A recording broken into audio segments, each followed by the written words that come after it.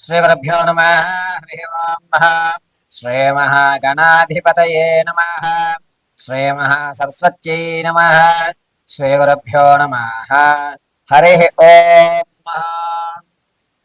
ప్రతి మాసము కూడా గ్రహ సంచారంలో అనేటువంటివి ద్వాదశ రాశుల్లో జరుగుతూ ఉండడం వల్ల మేషం నుంచి మొదలు పెట్టుకుని మీనరాశి వరకు కూడా ఏ ఏ రాశిలో ఏ గ్రహస్థితులు మారడం వల్ల వారికి జరిగేటువంటి ప్రభావం ఏమిటి, ఏ స్థితిగతులు వాళ్ళు మారుతున్నారు, ఆర్థికంగా నిలబడేటువంటి అవకాశం ఏమైనా ఉండబోతుందా, శత్రునాశనం ఏమన్నా జరిగే అవకాశం కానీ, లేదా శత్రువులు మనల్ని ఇబ్బంది పెట్టేటువంటి అవకాశం కానీ అసలు ఏ నెలలో జరుగుతుంది, జరగడానికి ఏ రాశి ప్రభావాల్లో ఏ నక్షత్ర ప్రభావయుక్తంతో ఏ స్థితిలో వాళ్ళు రావడం వల్ల మనలో ఆలోచనలు మారుతున్నాయి అనేటువంటి విషయంలో, పైగా ఈరోజు ఆలోచించేటువంటి విధానం రేపు ఉండదు.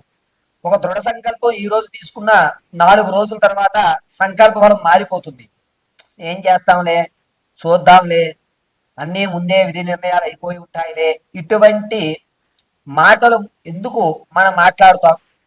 ప్రమాదాలు అనేటువంటి ఈ నెలలోనే ఎందుకు జరుగుతాయి? కొంతమందికి ప్రతి సంవత్సరము కూడా ఏదో ఒక మాసంలో అదే మాసంలో జరుగుతూ ఉంటాయి. అలా ఎందుకు జరుగుతాయి?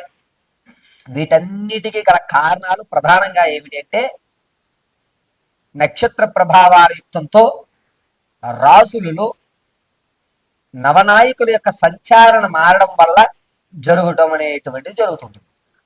పౌర్ణమి అమావాస్య వ్యవస్థతోటి గ్రహణాల యొక్క స్థితిగతులు అనుసరించుకుని ఈ నవగ్రహాలు స్థానాలు మారడం వల్ల మన యొక్క జాతకంలో అనేకమైనటువంటి మార్పులు జరిగి మనం అనుకున్నటువంటి అచీవ్మెంట్ అవ్వడం, చివరి వరకు ధనం వస్తుంది అనుకుని చివరి మూమెంట్లో రాకపోవడం, వివాహం అవ్వడానికి అన్ని ఏర్పాట్లు చేసుకున్న తర్వాత ఏదో ఒక ఇబ్బందితో దూరం అవ్వడం, ఈ నెల నేను కన్ఫామ్ అయ్యాను పర్వాలేదు అనుకున్నప్పుడు అది మళ్ళా ఇబ్బంది పెట్టడం, ఎంత ప్రయత్నించినా ఉద్యోగ ప్రాప్తి కలగకపోవడం, ఎంతసేపటికి కూడా అందరూ బాగానే ఉన్నారు, నా యొక్క జాతకంలోని ఇబ్బందిగా ఉంది, నేనొక్కడిని మాత్రమే సమాజానికి వ్యతిరేకంగా ఉన్నాను అనేటువంటి ఆలోచనలు రావడం, వీటన్నిటికీ గల కారణాలు ఏమిటంటే నవనాయకుల యొక్క స్థితిగతులు ఆధారం.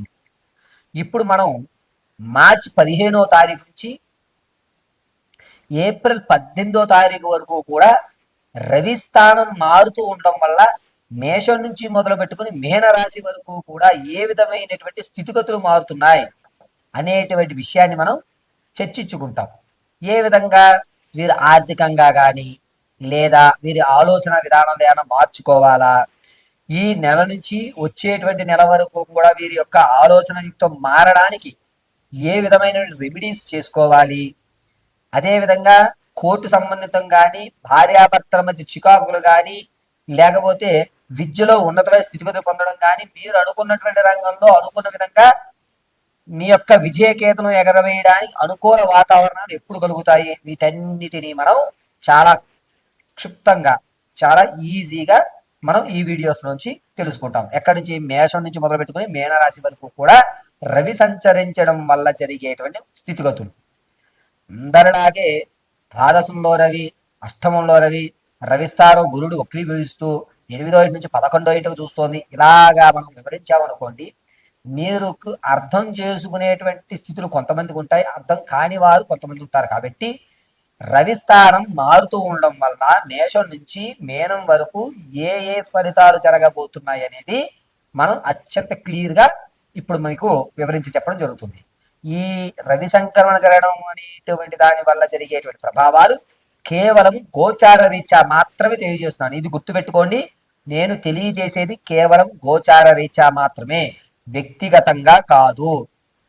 ఈ విషయాన్ని దృష్టిలో పెట్టుకుని చక్కగా నేను చెప్పేటువంటి మేషం నుంచి మీనం వరకు కూడా రానున్న మార్చి 15వ తారీఖు నుంచి ఏప్రిల్ 18వ తారీఖు వరకు జరిగేటువంటి విపత్తులు, దానివల్ల తీసుకోవాల్సిన జాగ్రత్తలు, మనం ఎదరికి వెళ్ళాలంటే ఏ విధంగా ఉండాలి అనేటువంటి మన కఠినమైన నిర్ణయాలు ఇప్పుడు మనం తెలుసుకుందాం. తదుపరి కన్యారాశి వారికి మార్చి 15వ తారీఖు నుంచి ఏప్రిల్ 18వ తారీఖు వరకు కూడా రవిస్థాన యుక్తాలు మారుతూ ఉండడం వల్ల వీరు మంచి ఆలోచన ధారణ మారుతుంది, అవకాశాలు అనేవి వెలిపుచ్చుకుంటుంటారు, పాజిటివ్ ఎనర్జీ ఎక్కువగా ఉంటుంది. పైగా ఈ కన్యా రాశి వారు మార్చి 18వ తారీఖు తర్వాత నుంచి కూడా ఆలోచనని చాలా క్లియర్ గా చెప్తూ ఉంటారు. ఏదన్నా మొహం మీద చెప్పడం అనేటువంటిది నేర్చుకుంటారు. సిగ్గు బిడియం అనేటువంటి దూరం పెడుతుంటారు. రాజకీయ నాయకులకు మాత్రం గట్టుకాలంగా ఉందని చెప్పుకోవచ్చు. సంగీత సాహిత్య సినీ కళా పరిశ్రమలో ఉన్న వారికి మాత్రం అవకాశాలు అందిపుచ్చుకుంటారు కానీ నిలబెట్టుకునేటువంటి అవకాశం ఉండదు. ఏదో చిన్న తప్పిదం వల్ల, ఒక మిస్అండర్స్టాండింగ్ వల్ల మిమ్మల్ని పక్కకి జరిపేటువంటి అవకాశం ఏర్పడుతుంది. ఆ విషయాల్లో కొంచెం జాగ్రత్తగా ఉండండి. మీరు ఏదన్నా ఒక పర్ఫార్మెన్స్ చేస్తున్నప్పుడు మీ ఫోన్లు కానీ లేకపోతే మీ యొక్క దృష్టి కానీ మళ్లించడానికి అనేక విధాలైన ప్రయత్నాలు జరుగుతుంటాయి. వాటిని కొంచెం మీరు గ్రహించుకోండి. ఉన్నతమైన స్థితిలో మీరు ఉండడం ఖచ్చితంగా జరుగుతుంది. పైగా వ్యాపారాల్లో మాత్రం లాభం అనేది కనబడుతుంది. లాభం కనబడుతుంది కదా అని చెప్పి ఆ పెట్టుబడి సేవింగ్స్ లో పెట్టకండి. మీరు సేవింగ్స్ లో పెట్టినట్లయితే మొత్తాన్ని ఖర్చు పెట్టేస్తారు. ఆ వచ్చిన లాభాన్ని మరొక దాని మీదకి ఇన్వెస్ట్మెంట్ చేయండి తప్ప సేవింగ్స్ చెయ్యవద్దు. పైగా ఈ కన్యా రాశి వారు మార్చి 17వ తారీఖు నుంచి ఏప్రిల్ 18వ తారీఖు మధ్యలో మీరు తీసుకునే ఏ నిర్ణయం అన్నా సరే 1-2 సార్లు క్లియర్ ఆలోచించుకోండి. ఉత్తమమైన నిర్ణయాలు తీసుకుంటున్నారు. బంగారు భవిష్యత్తుకి ఈ నిర్ణయాలు తోడ్పడుతుంటాయి. సంతానం కొరకు ఎవరైతే చూస్తున్నారో ఈ నెల శుభవార్త వినే అవకాశం లేదు.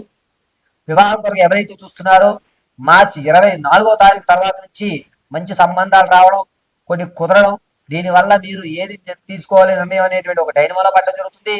ఈశ్వర అనుగ్రహంతో మీరు చక్కటి నిర్ణయాలు తీసుకోండి, అద్భుతంగా కలిసి వస్తుంది. అంతేకాకుండా స్టాక్ మార్కెట్ లో ధనాన్ని మాత్రం కన్యా రాశి వారు వెచ్చించాలి అంటే ఏప్రిల్ వరకు ఆగండి. ఎట్టి పరిస్థితుల్లో మార్చిలో స్టాక్ మార్కెట్ లో అడుగు పెట్టరాదు. పైగా పాతబంధము, రావలసిన ధనము ఏవైతే ఉన్నాయో అవి ఈ నెల రావు. ఆర్థికంగా ఒక మెట్టు ఎక్కడానికి అవకాశాలు ఎక్కువగా గోచరిస్తున్నాయి. ఎట్టి పరిస్థితుల్లోనూ మీరు ధనం విషయంలో కంగారు పడిపోవాల్సిన అవసరం కన్యా రాశి వారికి ఈ నెలలో ఎక్కడా కూడా ఇబ్బందిదాయకంగా లేదు. ఆరోగ్యం విషయంలో మాత్రం కొంచెం జాగ్రత్తగా ఉండండి. అది కూడా చెవుకు సంబంధించి లేదా మెదడుకు నరాలకు సంబంధించి కొన్ని ఇబ్బందులు ఏర్పడుతున్నాయి. ఈ ఇబ్బందుల వల్ల మీరు రానున్న రోజుల్లో కాస్త మతిమరుపు అనేటువంటి ఏర్పడే అవకాశం లభిస్తోంది. కాబట్టి కన్యా రాశి వారు ఈ మార్చి 17వ తారీఖు నుంచి ఏప్రిల్ 18వ తారీఖు వరకు కూడాను ప్రతిరోజు కూడా లలితా సహస్రనామం వినడం లేదా లలితా సహస్రనామాల్లో ఏదో ఒక నామాన్ని నిత్యము స్మరించుకుంటూ ఉండడం అత్యంత శుభస్సు శీఘ్రంగా మీకు కలిసి వస్తుంది.